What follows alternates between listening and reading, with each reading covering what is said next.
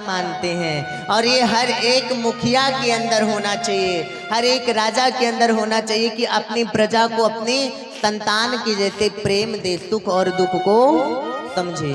थोड़ा भूमिका को भाव से सुनिएगा। माता अरुंधति ने कहा, अरे आपके राजा के अंदर पुत्र की कोई कामना नहीं। वशिष्ठ जी ने कहा, कोई कामना नहीं। माता अरुंधति ने कहा, अरे पुत्र की कामना तो मैं आपके राजा के अंदर पैदा कर दूंगी। वशिष्ठ जी बोले, देवी अगर पुत्र की लालसा तुम पैदा कर दोगी तो अवध में पुत्र तो मैं प्रकट कर दूंगा, अवध में पुत्र मैं ला दूंगा। माता अरुंधति वशिष्ठ जी अपने छोटे से लाल को लेकर के अयोध्या आए। कहाँ पे? अयोध्या। दशरथ जी अपने गद्दी में बैठे थे, सभा लगी थी। वशिष्ठ जी अपने छोटे से लाल को महाराज दशरथ के पास ले गए और बोले, महाराज मेरा पुत्र है, जोड़ा गोद में लो। भाई छोटा बच्चा किसी का हो अच्छा लगता है। और जब महाराज दशरथ की गोद में अपने छोटे से पुत्र को दिए ना, तो अपने लाल के तरवे में पैर में धीरे से चिरकोटी काट लिए, चींटी काट लिए। अब जब मुलायम चमड़ा में चिरकोटी काटोगे तो दर्द होगा। और महाराज दशरथ की गोद में जब गया तो लड़का रोना प्रारंभ कर दिया तेज तेज। दशरथ जी परेशान हो गए। वशिष्ठ जी जाते हैं अपने लाल को, फिर अपने हाथ में लेते हैं और लेकर के कान के पास लगाते हैं और जहाँ पे चटकोटी काटे थे वहीं पे सहलाने लगते हैं। बच्चा चुप हो गया। महाराज ने कहा कि गुरुदेव बालक क्यों रो रहा था? वशिष्ठ जी ने कहा, राजन बालक ये कह के रो रहा है, पिताजी आप तो इतने बड़े राजा दशरथ के गुरु बने, पिताजी मैं बड़ा होकर के किसका गुरु बनूंगा? महाराज दशरथ को तो पुत्र ही नहीं है। राजा दशरथ को बड़ी चोट आई।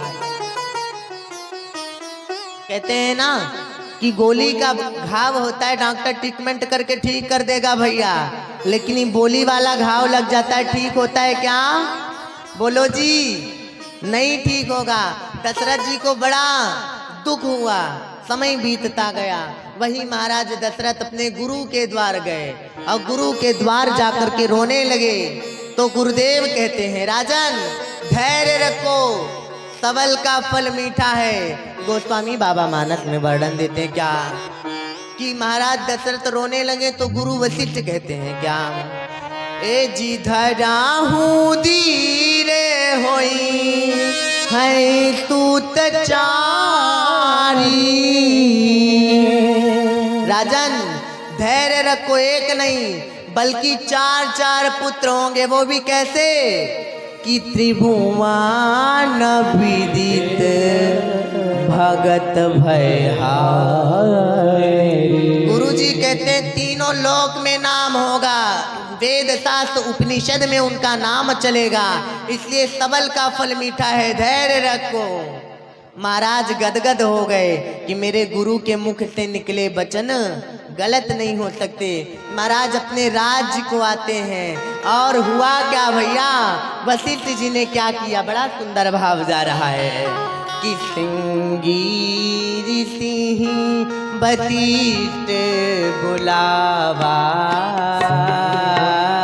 सिंगी सिंह वशिष्ठ बुलावा, पुत्र काम सोब जाके करावा, पुत्र काम सोब जाके करावा, प्रेमो सहित मुनि आहुति दीने, प्रेमो सहित मुनि आहुति देने, प्रगटे अग्नि चरो कर लीने, प्रगटे अग्नि चरो कर लीने, भागे जथा जन जोग लगाई, भागे जथा जन जोग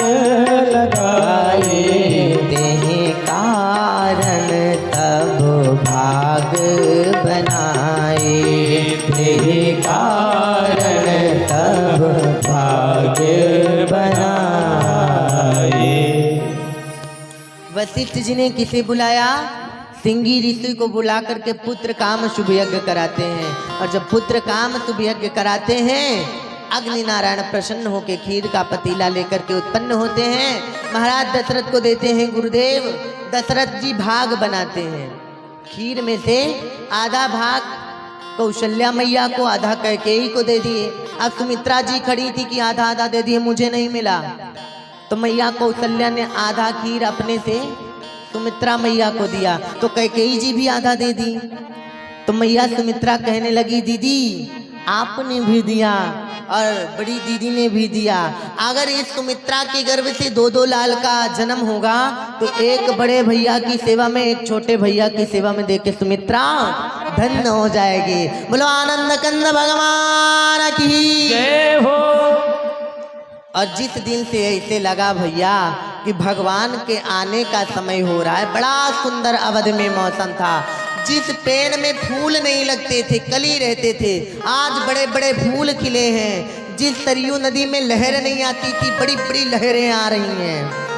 पर्वतों पे सूर्य की किरण पड़ रही है तो प्रतीत हो रहा है मणियां चमक कर रही हैं।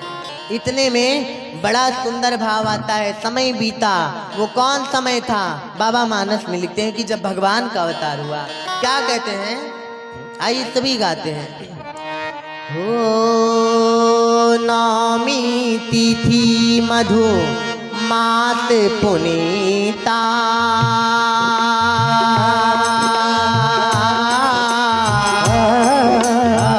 शुक्ल पक्ष अभिजित हरि प्रेता, राम सिया राम सिया राम। सभी गाओ। सिया राम सिया राम जय जय राम।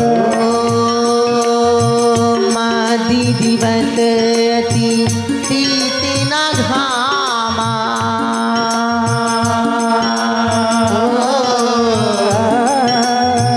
पावन काल लोक विश्रामा, राम सिया राम जय जय राम, राम सिया राम सिया राम जय जय राम।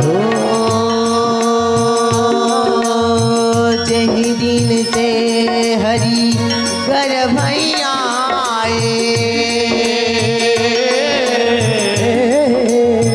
सकल लोक संपत्ति तहाँ छाए, राम सिया राम जय जय राम, राम सिया राम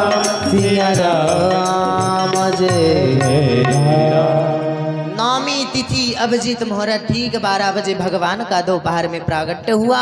मैया कौशल्या के आंगन में तेज प्रकाश हुआ। बोले आनंद कंद भगवान की जय हो। मैया कौशल्या के आंगन में तेज प्रकाश हुआ। चतुर्भुज धारण करके नारायण प्रकट हुए। देवी कौशल्या ने देखा। प्रभु कहते हैं माँ मैं आ गया। मैया कौशल्या कहती हैं पिताजी जैसे खुद लग रहे हो, हमको माँ कह रहे हो। प्रभु ने कहा माँ आपने ही तो बुलाया था। माँ कहती है बच्चे का जन्म होता है तो 4 हाथ नहीं रहते, 2 हाथ गायब कर लो। भगवान ने 2 हाथ गायब कर लिया। माँ अब ठीक है। माँ ने कहा नहीं, बच्चे का जन्म होता है तो मुकुट लगा के नहीं पैदा होता, मुकुट गायब कर लो। प्रभु ने गायब कर लिया। माँ अब ठीक है।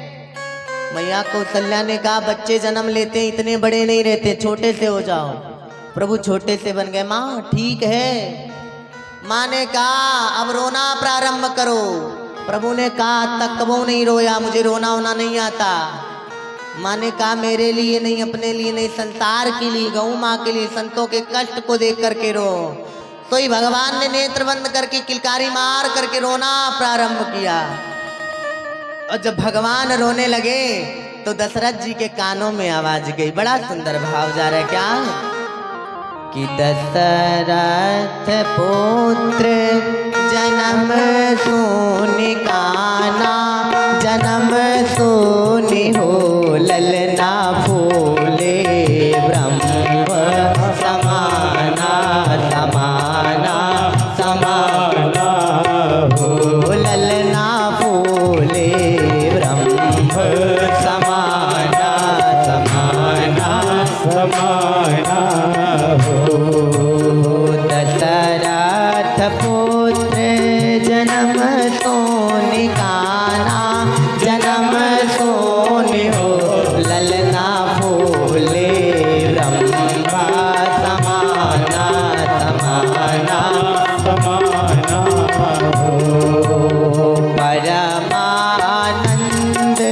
पूरी शाम राजा पूरी शाम हो ललना कहाए बुलाए बजावाऊं बाजा बजावाऊं होए ललना कहाए बुलाए बजावाऊं बाजा बजावाऊं कैके सुता सुमित्रा दो सुमित्रा हो ललना खुशियाँ छाए आंगनवा बधैया आजा बाजय हो ललना खुशियाँ छाए आंगनवा खुशियाँ आज छाए हो।